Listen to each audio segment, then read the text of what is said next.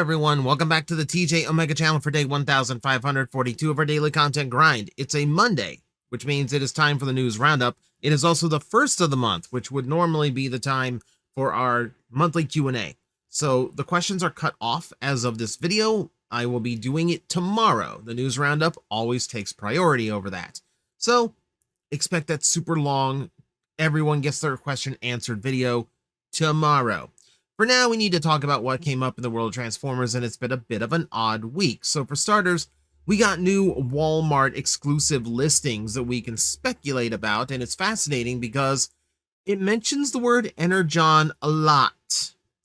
So we have 4 different entries. These were all previously listed as Transformers, Generations, Age of the Primes, Energon 1, 2, 3, and 4. They have now been updated to give us an idea of what they are. And one of them just flat out says Energon Optimus Prime, which would be a pretty wild thing to just randomly drop in a capsule line from Walmart. So that's a weird one. I'm not sure if it's necessarily going to be like proper Energon Optimus Prime. That would be kind of crazy. I could see them doing it, but that's still kind of crazy. And the other listings we have here is Dark Energon Megatron, Deluxe Energon Cybertronic, and Deluxe Energon Cybertread. So Dark Energon Megatron, that's a pretty weird way of going about a name, which makes me think it's not actually based on Transformers Energon, the franchise, and this might more be along the lines of an interesting or fun repaint line. So Dark Energon Megatron, it really wouldn't surprise me. There's no size class listed for it, but it wouldn't surprise me if that didn't just turn out to be like a more recent Megatron toy done up in the translucent purple color scheme of him getting reformatted during the movie, and it's called this Dark Energon Megatron, right? Just for fun trademark purposes. And obviously the other ones we have no clue. Deluxe Energon Cybertronic, that could literally be anything. There's no character named Cybertronic, certainly not in the Energon lineup. And then Energon Cybertread, again, there is no term in Transformers called Cybertread. Search TF Wiki if you want, it ain't there. Now, they could be stand-in names for previous Energon characters, like Landmine. They have not used the name Landmine in over a decade, so that might not be available. So his name's Cybertread now. But the truth is, they're probably just sub-names, it could be like Cybertread Warpath or something, and it's just a weird repaint of the previous Warpath toy. Or like Cybertronic could just be like a techno version of a particular character. We don't know. We have no idea. But the naming scheme doesn't necessarily lend itself for me to believe that it's going to be like an Energon-based line, more or less like toy line-wise, more along the lines of just based on the concept of Energon itself. So I think it's just a general descriptor, like it's mentioning in the update. It's going to be a while before we see this. Now, keep in mind, we cannot get too excited for this. Remember, the last time I got excited for Walmart computer listing leaks, they told me I was finally going to get my Cybertron Skywarp, and then that got canceled because nobody bought the previous capsule line. And from what I hear, no one's really buying the current ones, the 2 that did come out from the Cybertron thing. It's kind of disheartening. So we will see how this shakes out. Since Walmart's doing that new collector section for Transformers, how that goes over for them retail-wise might determine the fate of whether or not these actually happen or not. Don't hold your breath on them, but we'll keep an eye out and we'll see if there's any kind of updates. Now, let's get into a few bit more news stories that we can actually look at, like Takara announcing Delta Magnus officially. We did see this at a trade show, but now we have an official confirmation.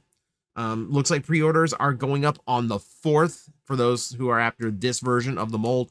I do want this particular version of Ultra Magnus because it's just fascinating to me that you actually got articulation out of that design. I'm not gonna lie, there's part of me that's always liked the Delta Magnus colors better. There just is. And hey, he comes with powered buggy, so obviously, like, this is the more suited take on the mold overall. I mean, it acts completely like the Diaclone toy rather than the Transformer toy. We will see. But it's nice to know that the option is there. I like that Takara announces these well ahead of time so you can choose which one you want. That way you don't just get pigeonholed into buying just the one version, then like a year later to go, oh, hey, by the way, that's a Hasbro thing. Takara's a little bit nicer sometimes with their collector lines.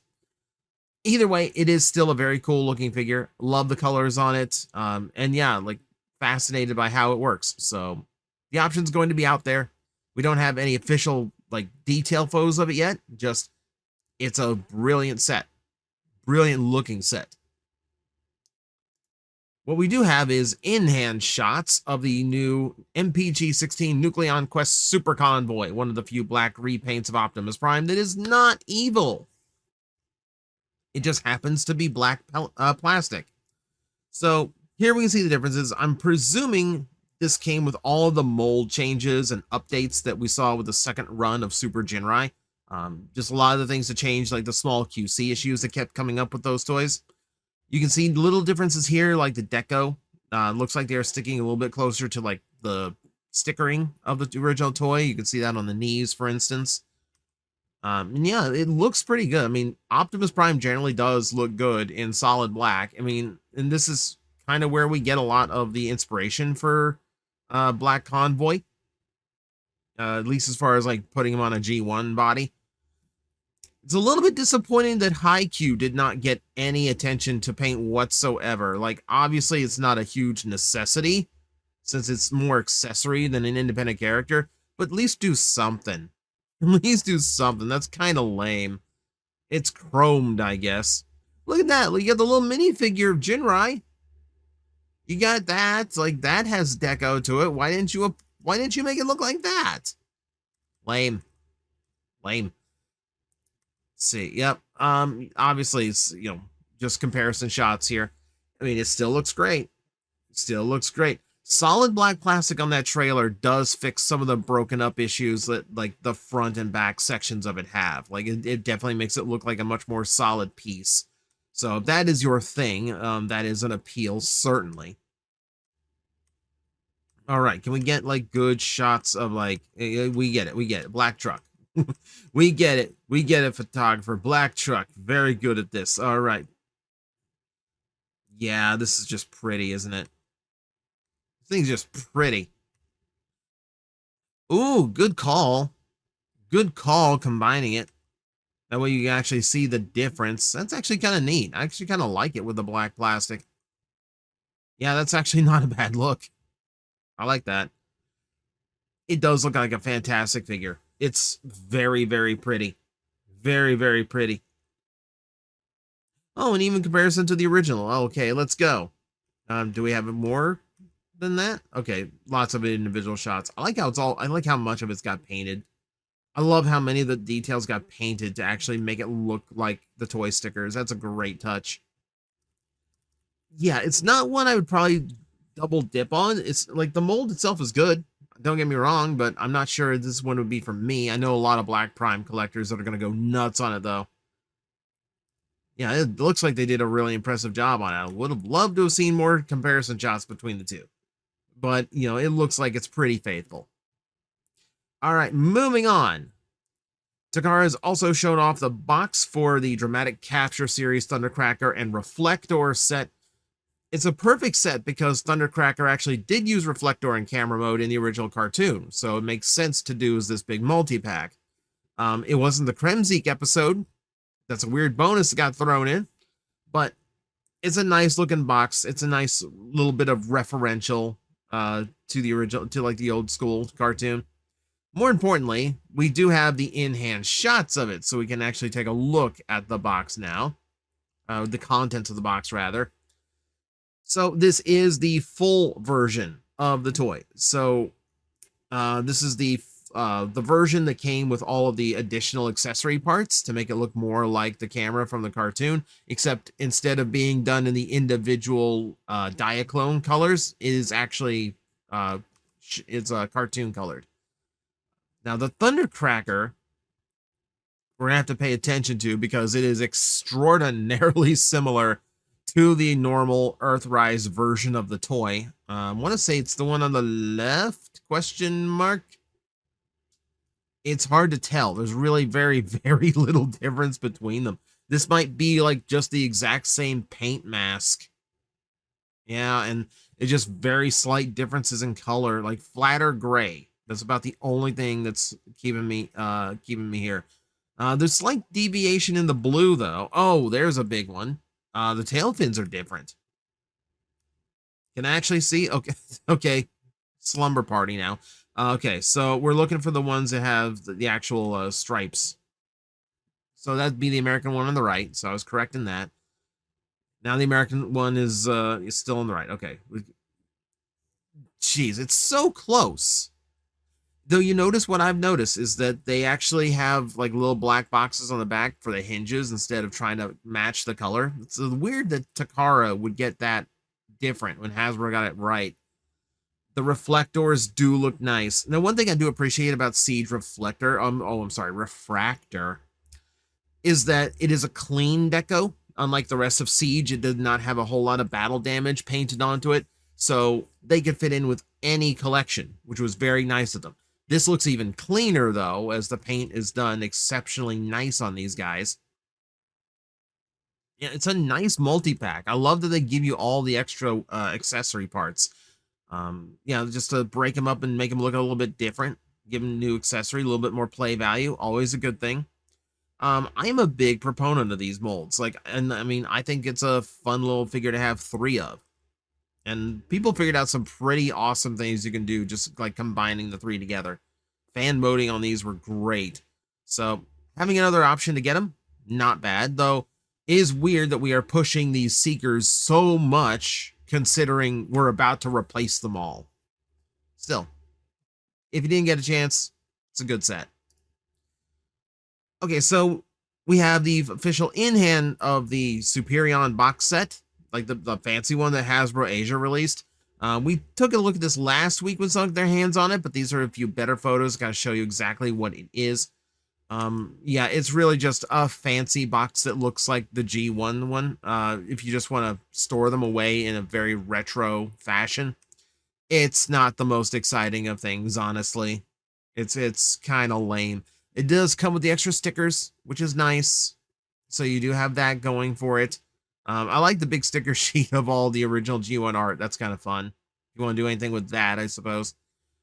And yeah, it literally is just, hey, here's a way of storing all of your toys. Because like the way these came, if you didn't follow the previous news roundups, like they're just in the normal Age of the Primes boxes. They're out of the normal production run that, you know, Hasbro and Takara released worldwide. It's just, hey, they also come with this fancy box. So you take them out of their boxes and then you put them into our fancy box, which seems ridiculous. But this way they don't have to do a brand new production run just to make a fancy box set. So there's some logic to it, but it's dumb logic. Still, it's a weird variant for those who are interested. Now here's the weird part of the news week. So for whatever reason, this just seems to be the week where a lot of the more modern reissues we've been hearing about all dropped just before the holidays. So if you missed out on Beachcomber, for instance, it's back. There's a reissue run of that figure that is currently available. It got cited in the US. This one was pretty rare and pretty hard to find. So for your G1 collectors, yeah, I know a lot of you missed out on it. It's available. That's a good one to reissue. Likewise, they finished off their redo of the 3 Coneheads that were hard to get on their first run. So good on Hasbro for making sure that those were available again. Once again, we are replacing the Seekers starting next year. But it will be a while before we get to the Coneheads. So I don't mind them doing this. And I'm glad they completed that trio just to make sure all of them were out again. Because even if you can't find them in your area, the important thing is more were produced and are out there, meaning the demand is going to dip and the aftermarket is going to calm down on some rarer figures. So even if they are not in your local stores, they are going to be helping us in the long run. That's the important thing on things like this. This one is weird. So, yeah, so the Alpha Strike Counterforce set with the G2 Sideswipe is now reissued.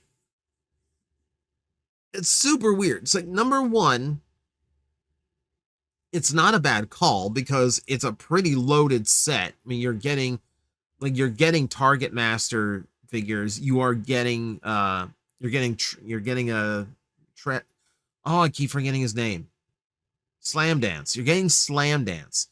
My hope with the Slam Dance is that they've corrected it. If I find out that the reissue of Slam Dance actually fixes the issue the previous run had, I would potentially go for this box. I already have a G2 Sideswipe out of that mold, but you know what? Semantics.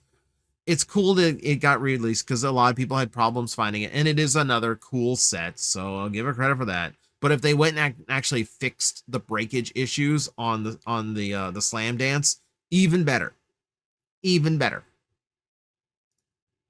This is the weirdest one, though. This is by far the weirdest one.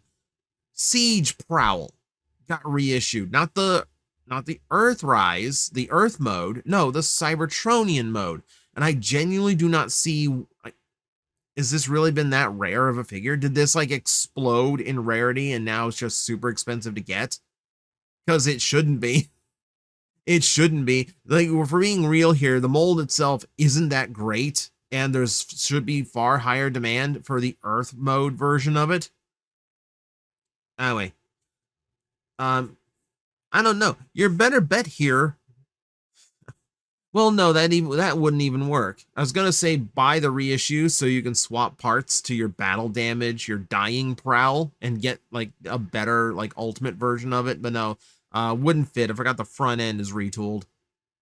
Get the head though. The head works. Still weird, super weird one. But I don't know. Yeah, I guess it's modern reissue season. Okay, a sad update for the whales in the fandom. So this gigantic statue that Premium Collectibles put out back in April has officially been canceled. So this thing was absolutely massive at 86 centimeters in height and over 100 centimeters wide. This was a $4,500 statue. Now, yes, economically, that's it plays a huge part in it. That's incredibly expensive for like how expensive life is right now. Do not get political in the comment section. I have to say that so much now. But also, like, if we're being real here, I'm not sure this was now. There are whales in the fandom that would go for something like this. Okay, yeah. It's almost 3 feet tall, but there are whales that would go for collectibles like this because we've seen previous statues that were released at similar numbers that got bought.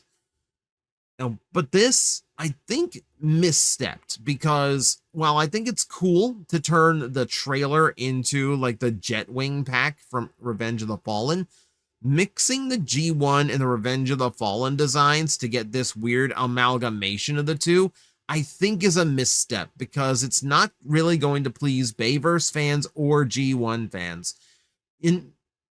There's just weird aesthetic to it. Like, personally, I don't like how like rounded a lot of the midsection and legs are. It looks like they're trying to work some like Gundam aesthetics into it that just does not fit. I think it looks like his pelvis is melting. Is it just me? Does it look like the pelvis is hanging too low because it's just been in the sun too long? Yeah, so it's an impressive piece. I don't mind it as an idea, but with no basis in existing Optimus Primes and going so different on the aesthetics, I don't think this did it any favors. Let's see if I bring this up. Can you see it? Yes, you can.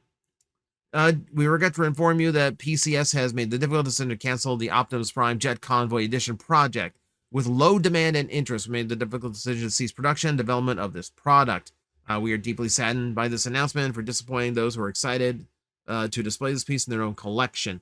So they're doing full refunds, so nobody's out anything for trying to get this. And I do like the idea of if you want to put that money toward a different order, you get a discount on whatever you are ordering with that $4,500. That's actually not a bad little like apology little thing. Still, like, I don't know. Like, I could go into detail about this. I do think there were some missteps here. Yeah, things like life's too expensive for things like this at the moment, but also even the whales don't really have a whole lot of reason to grab onto something like this. So there's a combination of factors. Still, sad to see that it didn't work out. On the cheaper end, though, Aldi has put out the official in-hand images of their Action Elite Wave 3, featuring our new Chase figures that were revealed, which includes toy version Galvatron with the angriest face I've ever seen. He's so grumpy. The grumpiest of Galvatrons. Here we have what I presume might be Dark Energon Megatron, should we actually get to see what that toy is going to look like. We've got, I like this idea of like multi-packing the little guys together. So we got Bombshell, Brawn, and Ratbat all together. They look pretty good. Ricochet is a fun pull. You don't get enough Ricochet anymore. I think it's partially because the wrestler Ricochet owns that trademark and they use it in AEW action figures. So, it might be a little bit hard to use the name Ricochet these days. There we got Hot Rod. Also looking good. We got Scourge, which cheap Scourge figures, easy to troop build. Proper look at the Galvatron. He doesn't even look as grumpy as the toy one. The toy one might actually be properly comic book based. In order to have that like grimace to him. Yep, and then Hot Rod again. Yeah, these are just a neat figure line. You can also see the Chase. You also see the Shattered Glass Optimus Prime that you could potentially get as well. Yeah, it's just a neat little figure line. I need to grab more of these just to feel them in hand. And I do like the idea of like desktop size Galvatron I can keep a hold of. They do look pretty good. You know, they're fairly articulate for what they are. But that is going to be it. No super weird like merchandisey things or anything popped up this week. It's just mostly the toys and the reissues, which are odd. But hey, another chance of getting some things that turned out to be rare. So that is it for the news this week. Thank you very much for watching, and as always, I will see you next time. Hello everyone, I am Astral Agent Magnetar, a Tokusatsu VTuber, and I am streaming 4 times a week over on Twitch, Monday, Tuesday, and Wednesday afternoons, and a special late night one on late Friday/early Saturday. So come watch, come hang out, and let's make an impact together.